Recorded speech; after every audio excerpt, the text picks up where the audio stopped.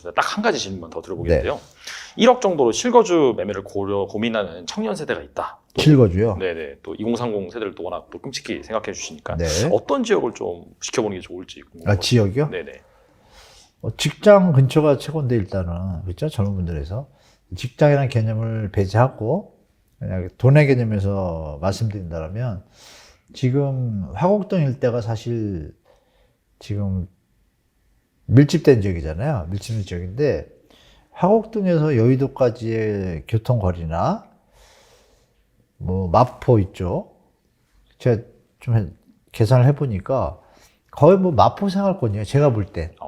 네, 그냥 차 타고 좀 안 막히면 20-30분이면 가고 전철 타도 뭐 금세 도착하고 여의도도 금세 가고 그럼 강서구 일대가 사실은 저쪽 뭐 공항 때문에 약간의 조금 발전이 더뎌지고 있지만 그쪽 지역이 괜찮은데 전세 사기꾼들이 집값을 많이 올려놨잖아요.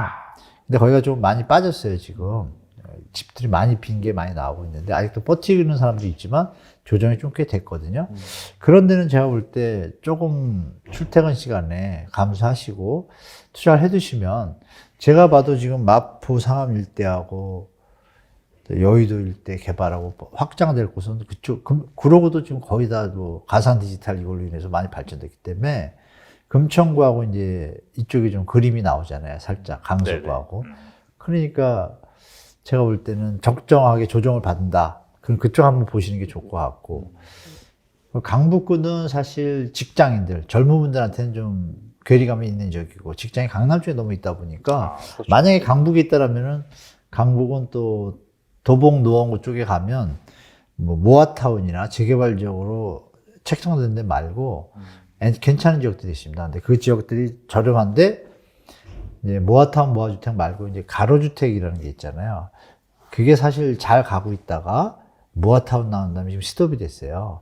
그래서 모아타운에 해당 안 되는 지역, 거긴 집값이 많이 안 올랐어요. 개발이 안 될 거라고 판단했지만 거기가 사실은 정부 입장에서 보세요. 계속 술로 마실 수 없잖아요. 그러면 첫째가 잘 나가요. 올림픽에서. 잘 나가는 것 같은데 올림픽에서 떨어질 수 있잖아요. 모아타운이 깨질 수도 있다는 얘기예요. 근데 여기 너무 비싸. 돈이 많이 들어가. 부담되잖아요. 근데 여기는 아마추어 선수인데 잘 키우면 될 것 같은데 돈도 덜 들어가. 내가 살기도 편해. 그럼 거기 가는 게 낫잖아요. 그렇죠. 근데 이게 시간이 되면 어떻게 되겠어요? 서울이라는 큰 상식성이 있잖아요. 서울은 그렇고 지방도 지방마다 다 차별이 있겠지만 지금 말씀드린 것처럼 발전하는 지방 광역시 같은 데는 핵심적인 지역이 보이잖아요. 그러니까 접근성하고 거리하고 도로는 뚫으면 되니까. 예를 들면 서울의 방배동이 여기고 서초동이 여기인데 서초동이 200원이면 방배동은 100원 뭐 이런 데도 갭이 많았어요. 근데 여기 산이 하나 있어요, 이렇게. 이런 산이. 터널을 뚫었어요. 그럼 방배동이 쭉 올라오죠. 뭐 이런 것처럼 교통이 되게 중요하다. 그래서 이제 이렇게 1억 가지고 투자하실 때는 교통부터 보시고 그 미래에 대한 계획 같은 거 체크하시면 의외로 살 데가 많다. 그리고 편하게 갈 거는 공인중개사분들 가셔가지고 정보를 좀 받으세요. 네. 공인중개사분들 제가 1억이 있는데 그러면 의외로 또 좋은 걸 소개합니다. 그것도 좀 필요한 것 같아요. 두세 군데 여쭤보시면 나쁜 사람만 안 만난다라면 제가 볼 때 뭐 정보를 줘요. 급하게 나온 물건이라든지 뭐 개발 계획까지 물어보지도 않아도 얘기를 해요. 1억이 지금은 큰 돈입니다, 여러분. 현찰이 많이 안 돌기 때문에. 맞아요. 네. 그래서 그런 식으로 좀 스텝 바이 스텝으로 접근하시면 의외로 활용하실 때가 꽤 있을 거다. 또 이런 경우도 있겠죠. 오피스텔 같은 거. 오피스텔 뭐 1억 짜리는 좀 드물지만 1억 한 5천 정도면 살 수 있는 것들이 있어요. 1억 5천이면 5천은 대출을 뭐 임대사업자 대출 뭐 이런 것도 있겠는데 활용하시면 금리를 낮추고 원료 임대료가 나오잖아요. 그 갭이 만약에 한 4-5% 나온다. 그러면 중장기적으로는 보탬이 되잖아요. 뭐 은행 두고 막 쳐다보고 다니는 것보다 그런 것도 임대 수요가 있는 곳에는 그런 방법도 1억이면 충분히 매입해서 임대 수익을 대출 좀 추가하시면 살 수가 있잖아요. 그리고 보증금 들어오면 또 상쇄시키고 계산을 해보시면 그래도 4% 5%가 나와요. 이자 다 빼고. 그러면 이제 하실만 하잖아요. 그죠? 그런 거 찾으시면 중장기적으로는 또 도움이 되실 거고 자산 관리에 자산 축적도 도움이 되겠죠. 네. 그런 식으로 접근하시면 좋을 것 같습니다. 네. 알겠습니다. 지금 혼란스러운 부동산 시장 확실한 거는 아직 좀 시간이 필요하다. 네. 그런 관점인 것 같고 사실 기사 타이틀만 보면은 워낙 자극적으로 나오고 뭐 얼마 전에 폭락이 온다고 값이 살아나나? 이렇게 헷갈릴 수가 있는데 네. 여러분들이 정말 그 행간을 잘 읽어보시고 그렇죠. 교수님께서 말씀하시는 그 기사에 약간 좀 허구, 네, 어떤 네, 입장에 썼는지 그런 것들을 네, 잘 맞습니다. 아셔야지 네. 여러분들이 잘 판단하실 수가 있고 그 무엇보다 중요한 것은 자기 자신을 잘 분석을 해서 뭐 무주택자나 1주택자나 네, 맞습니다. 현명한 투자 판단을 잘 내리셨으면 좋겠습니다. 네. 다음에 또 교수님 모시고 부동산 시장에 대해서 알아보도록 하겠습니다. 지금까지 한문도 교수님 나오셔서 감사합니다. 네, 고맙습니다.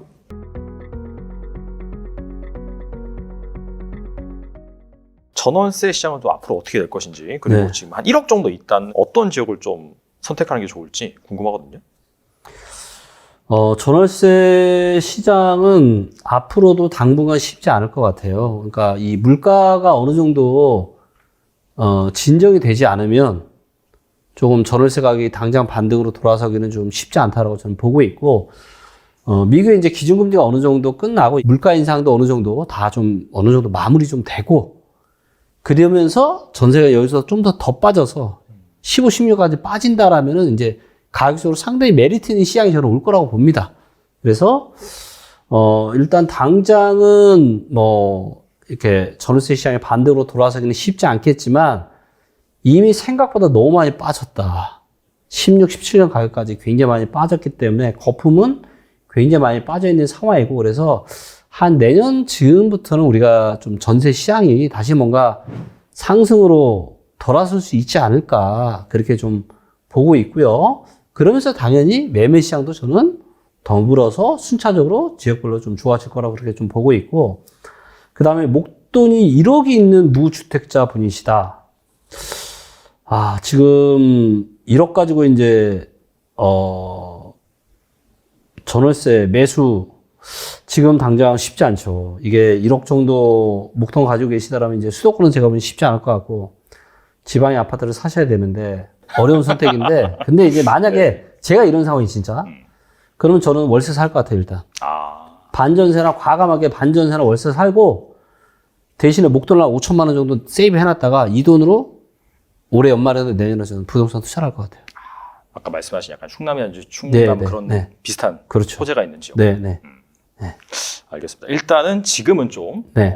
좀만 더 기다리는 네. 시기다 이렇게 보면 될 것 같습니다. 네. 뭐 그런 것들은 사실 뭐 저희가 이제 뭐 1년 반에서 뭐 1년 그리고 뭐 수도권 같은 경우는 2025년, 2026년 말씀드렸지만은 이 데이터가 계속해서 업데이트가 되니까 맞아요. 계속해서 보시면은 네. 좀 더 정확한 또 타이밍을 네, 잡을 수 있지 맞습니다. 않을까. 그리고 이제 본인이 관심 있는 지역에 투자 점수만 체크를 해놔도 바로 뭐, 그 다음에 또 내가 관심 있는 아파트 단지나 이런 것들을 즐겨찾기 기능이 있거든요.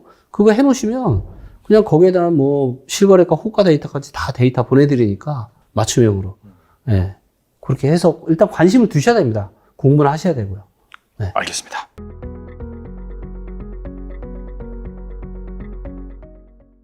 그리고 한 1억 원 정도 목돈이 있는 한 30대 직장인이 약간 좀 투자할 만한 부동산 투자 방법? 뭐가 있을까요? 자, 흔한 것부터 얘기하자면 네. 첫 번째는 상가입니다. 상가. 네. 상가는 안정적인 임대 수익, 그걸 노리고 들어가는 거예요. 근데 상가의 단점이 있죠. 상가는 다른 거에 상대적으로 이게 1억 정도면은 건물을 살 수는 없지 않습니까? 그렇죠. 한 호수 이렇게 살 건데요. 상대적으로 매도 차익이 좀 덜합니다. 가격이 좀 덜 오르나요? 네, 덜 일반적으로? 오릅니다. 그래서 조금 오피스텔, 그러니까 임대 위주의 그런 것들이 좀 땅이 작아서, 보통 땅값이 오르는 거지 건물값이 오르는 게 아니거든요. 그렇죠. 그래서 땅이 작아서 조금 매도 차익이 없거나 덜한 경우가 많습니다. 뭐 분양가에 했는데 5년 지났는데 분양가보다 하나도 안 올랐다느니 뭐 이런 얘기들이 나오는 게 주로 그 시장입니다. 그러면 그 완전 반대되는 시장이 있거든요. 그 시장이 바로 토지입니다. 토지는 부동산으로 부자 됐다 이런 사람이 상가 갖고 있어서 부자 됐다가는 거의 없고요. 저도 못 들어온 것 같아요. 그렇죠. 땅 갖고 부자 됐다 이런 얘기는 많이 있거든요. 땅 부자는 뭐 네. 진리죠 사실. 네. 그런데 땅을 실제로 소유하면 나오는 게 하나도 없습니다. 그래서 레버리지를 활용해서 대출을 받아도 네. 놀고 먹으려고 부동산 투자했는데 내가 일을 해서 빚을 갚아야 되는, 이자를 내야 되는 그런 현상 때문에 미래 가치를 못 보고 중간에 포기하고 팔아버리는 경우를 많이 봤어요. 그래서 오늘 소개해드릴 용도를 굳이 얘기하자면 공장이나 창고 같은 좀 소규모 그런 것들 일단 아까도 얘기했지만 사람이 많이 관심이 없습니다. 전혀 관심이 없어요. 네. 네. 관심이 없어요. 네. 실수요자들이나 좀 관심이 있지. 아. 그래서 같은 가격대에 입찰자가 적습니다. 그런데 거기에도 임대가 나오거든요. 임대료가. 아, 그러네요, 사실. 네. 근데 상가랑 똑같이 나오면 안 됩니다, 그거는. 오히려 주의해야 돼요. 공장을 샀는데 상가만큼 나와. 그럼 상가랑 똑같은 결과가 나옵니다. 그러니까 공장 사셨는데 난 매도채액을 보고 샀어. 근데 상가만큼 월세가 나와. 그럼 분명히 아파트형 공장, 지식산업센터 이런 거 산 겁니다. 네네. 뭐 누가 보기엔 상가처럼 생긴 거죠. 저는 땅이 있는 공장을 사라는 얘기입니다. 아. 그래서 임대료가 많이 나오길 기대하지 말고 레버리지 받은 만큼 그 이자만큼만 나오는. 즉 땅과 건물이 있으면 건물이 상대적으로 낡아야지 그만큼밖에 안 나올 겁니다. 땅이 커야죠. 네. 그러면 내가 벌어서 갚을 필요는 없고 집가 상승은 있으니까 안정적인 임대료는 나오지 않아도 땅을 산 건데도 이자는 나오니까 그 나중에 부 또는 매도차익에 대한 큰 효과를 얻을 수 있습니다. 제가 한 5년 정도 공장만 담당해갖고 한 적이 있었거든요. 공장에서 임대로 들어가서 공장 잘 하시는 분하고 매매로 사셔갖고 또는 경매로 사셔갖고 공장을 운영하시는 분은 처음에는 비슷하게 출발하는 것 같지만 나중에는 큰 차이가 납니다. 부에서. 그렇기 때문에 공장을 남들이 안 하는 그 나름 블루오션의 공장을 추천드립니다. 근데 약간 그 낡은 공장, 거기에 있는 땅이 나중에 가격이 많이 오르는 이유가 있나요? 여기는 단독주택만 있어. 네. 여기는 공장만 있어. 이런 것들이 이제 국가나 이런 데서 이쁘게 잘라서 분양을 하는 것들입니다. 그런 것들이 매도 차익이 가장 적습니다. 생각해보면 한마디로 중간에서 많이 유통이 있어갖고 먹었다는 얘기입니다. 그래서 100만 원에 사고 300만 원에 분양하고 대신에 뭐 허가를 내주는 조건, 뭐 오폐수가 잘 지나가는 이런 것들은 좋은 게 있지만 집가 상승에서는 이미 3배 이상 됐기 때문에 그런 매도책이 좀 덜하고요. 그러니까 혼재되어 있는 곳, 뭐 공장도 있고 창고도 있고 집도 있고 이렇게 좀 그런 곳들이 사실 매도책은 훨씬 더 높습니다. 이 정도 금액이라면 그 정도를 이제 구입할 수 있는 가능성이 있거든요. 그럼 그런 걸 하셔갖고 매도책을 한다. 사실 나쁘게 말하면 두 마리 토끼를 다 잡는 이것도 저것도 아닌 건데요.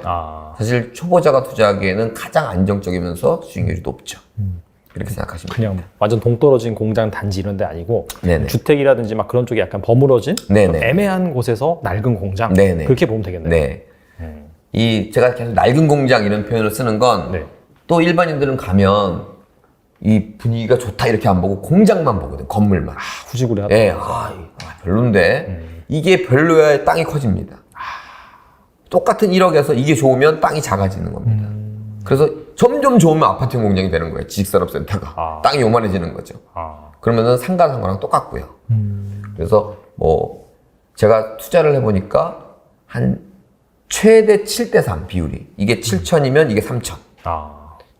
그리고 더 올라가면 9대1까지도 됩니다. 근데 99대1은 안 돼요.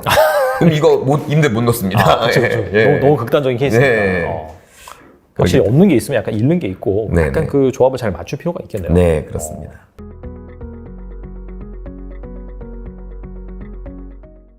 근데 사실 에어비앤비도 일종의 부동산 투자라고 네네. 좀 볼 수가 있잖아요. 근데 아시다시피 지금 막 여러 가지 부동산 가격이 떨어진다, 역대급 하락장이다라고 얘기가 나오고 있는데 이런 하락장에서도 에어비앤비 투자를 해도 괜찮은지 궁금하긴 하거든요.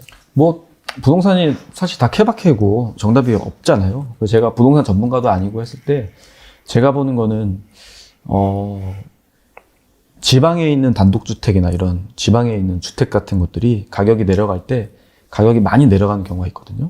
이런 것들을 저처럼 좀 매입을 해서 고쳐서 세컨하우스처럼 쓰시다가 또 에어비앤비로 또 운영도 하시고 하시다가 또 올라갈 때 또 시세 차익을 누릴 수 있는 기회도 있다고 보니까 가격이 좀 떨어졌을 때 어떤 지방의 매물을 보시는 것도 되게 좋은 기회라고 저는 생각이 좀 듭니다.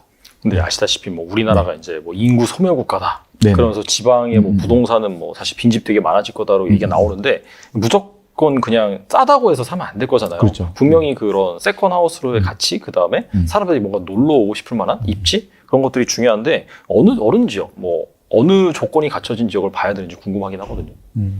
그게 저는 관광지하고도 일치한다고 생각해요. 네. 제주도도 사실은 뭐 제주도 시골 지역에서는 계속 뭐 이탈한 현상이 커지고 있다고 하고 하는데도 제주도에는 우리나라에서 가장 큰 관광지잖아요. 그리고 가장 그 경쟁이 치열한 숙박 경쟁이 치열한 곳이기도 하고 또 제가 하고 있는 강릉 같은 경우에도 저 안목 해수욕장 들어보셨죠? 안목에서 이렇게 올라오는 데가 뭐 송정, 경포 이렇게 올라오고 저기에서는 속초부터 양양 이렇게 내려오거든요. 속초가 한 2년 전에 대한민국에서 가장 가격이 많이 올랐던 대표적인 지역이기도 하잖아요. 그리고 이렇게 내려오는 그 동해안 라인이 그쪽에서 저는 기회가 많이 있다고 생각을 해요. 거기서 아직 가격이 안 오르는 곳이 많이 있거든요. 네, 거기를 좀 노려보시는 것도 뭐 저한테는 뭐 경쟁이 좀 치열해지기도 하겠지만 저는 좋은 기회가 될 거라고 생각합니다. 네. 약간 좀 바닷가랑 거리는 어느 정도 적당할까요? 그러면? 아, 그게 저도 네. 처음에는 네. 진짜 바다가 보이거나 진짜 이렇게 그런 데가 좋다고 생각을 했거든요. 근데 그런 데는 일단 집이 없는 경우가 많이 있고 또 집이 있어도 바닷가에 바로 있는 경우에 사실 그 생활권이 그렇게 좋지 않은 경우가 있어요. 네. 바닷바람이 많이 분다거나 너무 춥다거나 관광객이 오히려 너무 많다거나 이래서 생활권이 좋지 않아서 오히려 집들이 많이 없더라고요. 그래서 차로 한 5분 정도만 떨어져도 되게 좋거든요. 생활하기. 마트도 있고 약국도 있고 병원도 있고. 그래서 그런 집을 사는 것도 저는 전혀 문제가 없다고 생각합니다. 네. 지금 작가님한테 1억 있다라고 네네. 한다면 어떻게 에어비앤비를 세팅할 것인지 궁금합니다. 이거는 되게 좋은 팁인데 제가 요새 공부하고 있는 분야거든요. 1억 있다고 하면 저는 지방에 있는 한옥을 살 것 같아요. 아, 한옥이요? 네. 네. 한옥이라는 게 이제 우리가 아시다시피 기둥이 나무로 돼 있고 기와가 있고 뭐 그런 주택을 말하는데 네. 한옥 주택을 사면 내 주택 수에 상관없이 그리고 또 전입하는 여부에 상관없이 한옥 체험업 허가를 받을 수 있거든요. 아까 말씀하신 그 네. 세 가지 중에 하나군요. 그게. 네네. 근데 한옥 체험업 허가를 받으면 내국인, 외국인 구분 없이 다 숙박을 받을 수 있고 영업 일수 제한도 없어요. 네. 그리고 허가도 잘 난다고 하거든요. 그래서 저는 1억이 있으면 저는 한옥을 사서 고친 다음에 한옥 체험업을 하겠습니다. 저 같은 거. 한옥 체험업이라고 한다면 네. 숙박은 다 포함이 되는 건가요? 그렇죠. 네. 네. 숙박 포함이죠. 그러니까 한옥 체험업이 이제 취지가 한옥의 우리나라의 전통 문화이기도 전통 가옥이기도 하고 이번에 2022년 12월에 에어비앤비 앱에 보면 한옥이라는 카테고리가 생겼어요. 네. 그게 전 세계 전통 가옥 중에 최초라고 하더라고요. 그러니까 한옥이라는 카테고리가 아예 있어요. 약간 사람들이 많이 찾나요? 네, 맞아요. 한옥을 많이 찾는 거죠. 네. 그래서 한옥이라는 것 자체가 되게 아이코닉한 어떤 아이템이고요. 사람들이 좋아하고 겉은 사실 한옥인데 속에 들어가 보면 엄청 좋은 데가 요새 많거든요.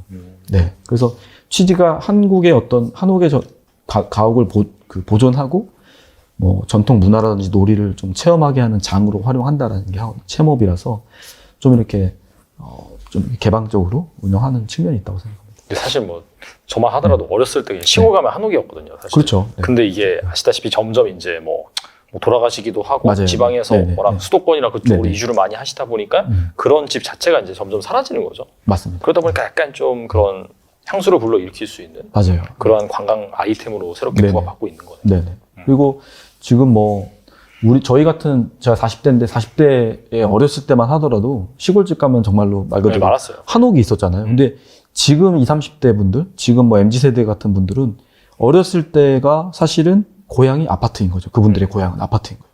그러니까 한옥이라는 아이템 자체가 그분들한테는 완전히 새로운 하나의 아이템인 거거든요. 그러니까 이 소비자분들한테는 더 새로운 아이템으로 다가갈 수 있다. 이렇게 생각이 듭니다. 이런 것들이 어떻게 보면 네. 좀 감성 숙박, 맞아요. 감성 네, 숙소 이렇게 맞습니다. 이제 표현할 네. 수 있는 거잖아요.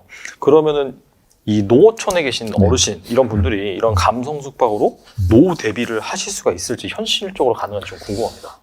저는 도움이 있다면 그러니까 디지털 전환이나 어떤 SNS 마케팅 그리고 MZ세대를 이해하는 어떤 언어 이런 것들에 대한 이해하는 분들의 도움이 있다면 이 시니어 분들도 충분히 할 수 있다고 저는 생각하는데 만약에 정말 도움이 전혀 없다 그냥 생으로 해야 된다고 하면 좀 어렵다고 생각해요. 왜냐면 말씀하신 것처럼 사실 감성이라는 게 어떻게 보면 오프라인에 존재하는 것들이고 이거를 포장해서 온라인에 보여주는 것까지 해야 사실은 그게 전달이 되는 건데 이 부분에서 사실 단절이 좀 있거든요. 그래서 그 부분을 조금 젊은 세대 분들이 좀 도와줘야 되지 않나? 라고 하는데, 이제 대표적으로 농촌에서 농어촌 민박을 하시는 시니어분들의 자제분들이 사실은 그런 것들을 잘 하는 20, 30대 분들인데, 그분들이 잘 안 도와주죠. 왜냐면은, 뭐, 생각해 보시면, 부모님이 예를 들어서 내가 살던 집 고쳐서 숙박업 하신다고 하면, 잘하셨습니다. 아버지, 어머니 내가 도와드릴게요 하는 자식들이 사실 많지 않거든요.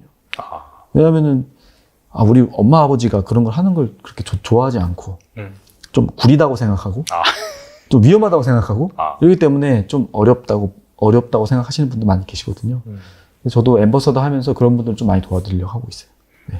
잘 작가님한테 네. 잘 코칭을 받으시면 되지 않을까 그런 생각이 들고 네, 맞습니다.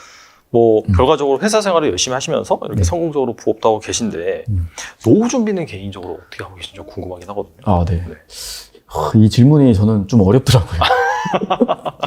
네. 저는 노후 준비 이렇게 했습니다. 뭐 이렇게 하고 있습니다라고 뚜렷하게 손에 잡히고 있는 게 사실은 저도 있지 않아서 그렇게 좀 부족하고, 뭐 계속 저도 가능성을 찾고 있는 거고, 지금 하고 있는 세컨하우스, 에어비앤비, 그리고 또 책을 쓰고 뭐 이런 여러 가지 활동들이 저의 노후를 얼마나 준비해 줄지는 저는 모르겠어요. 하지만 이렇게 살면서 아직은 젊으니까 되게 다양한 기회들을 트라이 해보고 도전해보는 것 자체가 어떤 기회의 다양성을 준다. 그리고 이게 저한테도 어떤 노후를 준비할 수 있는 하나의 좋은 가능성이 될 거다 정도로 지금 생각하고 열심히 살고 있습니다. 네.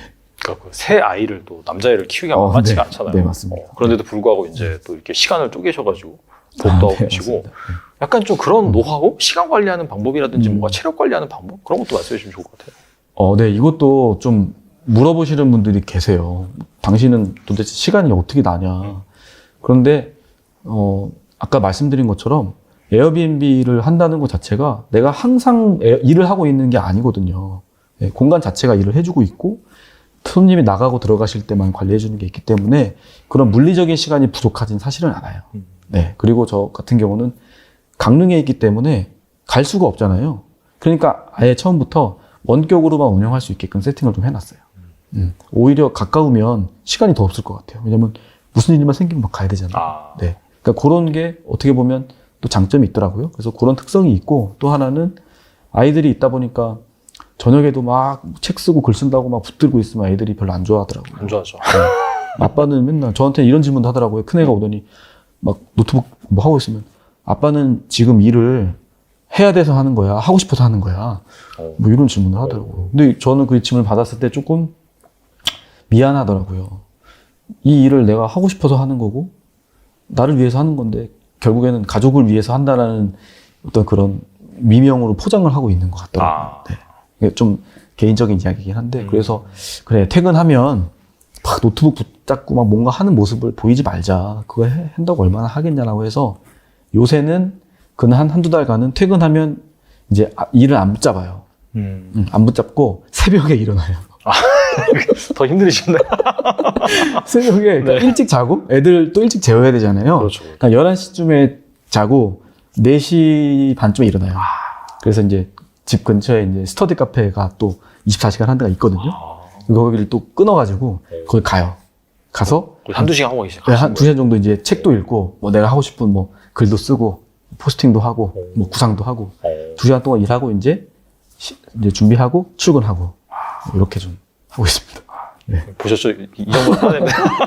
그래야지 운영이 가능한 그런 걸 알고. 오늘 나와주셔서 정말 좋은 말씀 많이 해주셨는데, 그래도 이제 정말 아이 셋도 키우시면서 직장도 다니시면서 현실적으로 또 이렇게 에어비앤비를 통해서 정말 만족할 만한 수익을 얻고 계신데, 사실 에어비앤비다라고 한다면 수많은 그런 부업 중에서 진입장벽이 너무 높은 거 아니야? 이거는 좀 힘들겠지라고 생각을 하시지만은 오히려 그렇기 때문에 막상 또 시도를 해보고 나는 잘 맞는다라고 한다면 괜찮을 수가 있어요. 그래서 고민하신 분들은 한번 또 작가님이 내신 책도 읽어보고 잘 참조를 해서 경제적 자유를 잘 이루셨으면 좋겠습니다. 지금까지 최인웅 작가님 나오셔서 감사합니다. 감사합니다.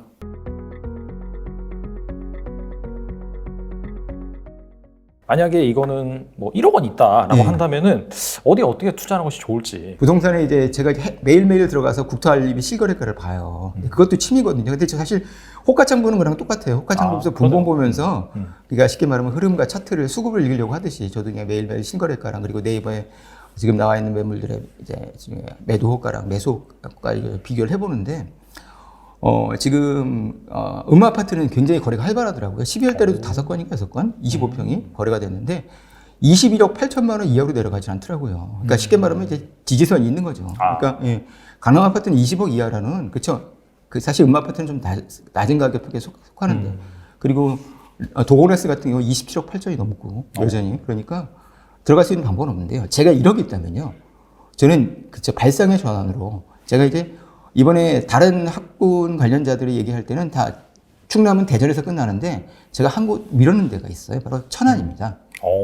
천안 아산 지역은 이제 평택 안성이랑 가깝기도 하고 평택에 삼성전자 공장이 있잖아요. 그래서 삼성 직원들이 많이 살아요. 그리고 무엇보다는 대한민국에서 앞으로 최고의 학교가 될 수 있는 삼성이 재단인 충남 삼성고가 있습니다. 아산에. 그래서 충남 삼성고에 제자들도 많이 있는데 그 천안 아산 지역 학생들이 굉장히 많이 있습니다. 근데 놀랍게도 이 충남 삼성고는 전국 단위 자사고가 아니고 지역 광역 단위 광역 자사고로 어떤 선발고사 없이 자기소개서 면접으로만 결정이 되거든요. 근데 이 학교 졸업생의 올해 1단계 서울대 일반전형 통과자가 일반전형 2배수거든요. 27명으로 우리나라에서 누구나 생각하는 최고의 귀족 학교인 민사고랑 똑같아요. 그 정도요? 예. 어떤 선발 과정을 거치지 않았는데도 그 정도로 삼성고의 프로그램이 뛰어나다는 거죠. 그래서 삼성고가 있고 그리고 천안의 복자여고라는 학교가 있습니다. 이 학교도 올해도 전교 1등이 서울대 의대를 갔고 항상 서울대 의대를 많이 보낼 때 2명도 보내는 학교예요.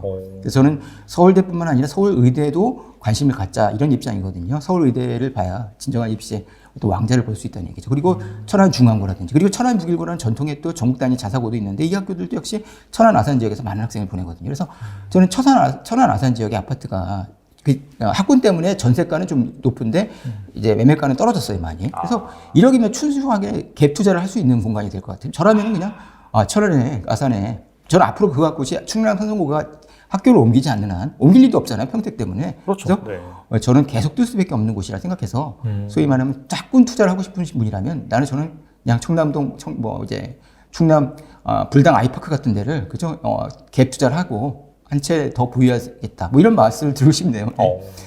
근데 되게 신선한 정보네요.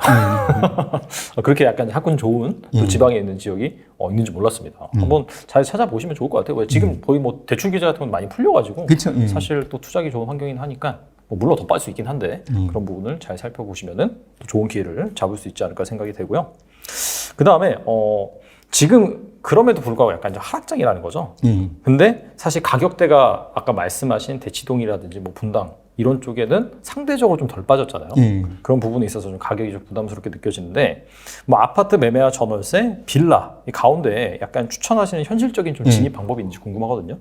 대치동 같은 경우는 은근 그러니까 빌라도 좀 많이 빌라촌이 있잖아요. 근데 서초의 지역에서는 이제 빌라촌이 없어가지고 근데 제가 서초동 살고 있는 뭐 신문사 후배들한테도 물어보고 하면 이제 빌라를 좀 학교 내에서는 좀 약간 빌라 출신들을 왕따시키는 그런 분위기 있다고 하거든요. 그래서 좀 빌라가 좀 추천드리기 좀 그러긴 한데 일단 싸잖아요. 그래서 대치동 같은 경우에는 이제 휘문고나 단대부고 이런 대표적인 이제 명문학교를 들어가려면은 그 지역에 18평 빌라가 한 7억 8천 뭐 이 정도 되는 것 같더라고요. 그래서 좀 싸진 않은 편인데 이렇게 해서 학군 효과를 노릴 수는 있죠. 그리고 이런 경우도 있어요. 휘문고 같은 경우는요.